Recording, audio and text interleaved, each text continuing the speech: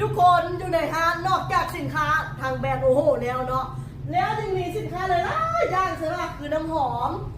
น้ำหอมนี่นะจะพวกนี้นะคือราคาดีแฮงได้บอกเลยว่าราคานี้สุดยอดเลยมาเบิ่งอยู่ในห้างใดเนาะแล้วจำพวกนี้เด้อจำพวกนี้เด้อก็เท่าไหร่วะอันนี้ก็เป็น30เลยว่ะจำพวกน้ำหอมนี่นะบอกเลยว่าค่าแข็งน้ำหอมจำพวกนี้นะพวก20,000คนแล้วนี่นะอันนี้รอดเท่าไหร่นี่รอดเท่าไหร่5,000เลยเท่าไหร่วะประมาณ5,000 7,000นี่แหละตัวนี้เป็นโลชั่นน้ำหอมจะบอกโลชั่นน้ำหอมเป็นไผ่ที่มักกันทาเนาะแล้วให้มันกินติดทนนะแล้วว่าเพื่อออกแล้วมันยิ่งจะหอมแล้วแนะนำเอาโลชั่นน้ำหอมแล้วก็จะพวกนี่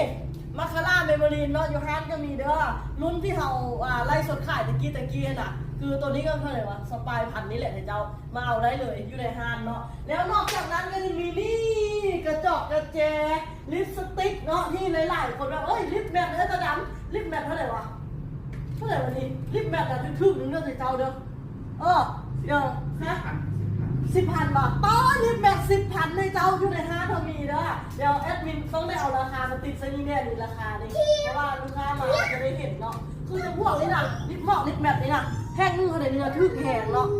เท่าไหร่วะลิปแมทเป็นพวกนี้10,000 ว่ะประมาณนี้เนาะลิปนี่นะโคตรห้ามประกันเลยเนาะโคตรติดทนนานมันซะติดทนติดนานเลยเอาว่าเดี๋ยวเจ้าหน้าฮานหมดมันเอาเด้อแต่พวกนี้เด้อติดทนแห้งแล้วเป็นตาคือเจ้ามาลองเมื่อกี้เห็นบอกทึ่งแสงไว้เดียวนี่มันยังเปลี่ยนสีตัวเจ้าสามารถมาใส่มาลองเมื่อได้เลยเนาะเป็นตาเนาะนี่ลิโนสับบอลเป็นตาลิโนโต้บอลอย่างสีดาเกตดีแห้งลองเอาไปใส่บางรุ่นเนาะบนอื่นก็จะขาย200,000 300,000ในเขาขายแบบนี่เห็นไหมราคาหน้าฮานทึ่งแห้งเดินแล้วก็สินค้าของบริษัทโอ้โหครบสุดด้ดูเจ้า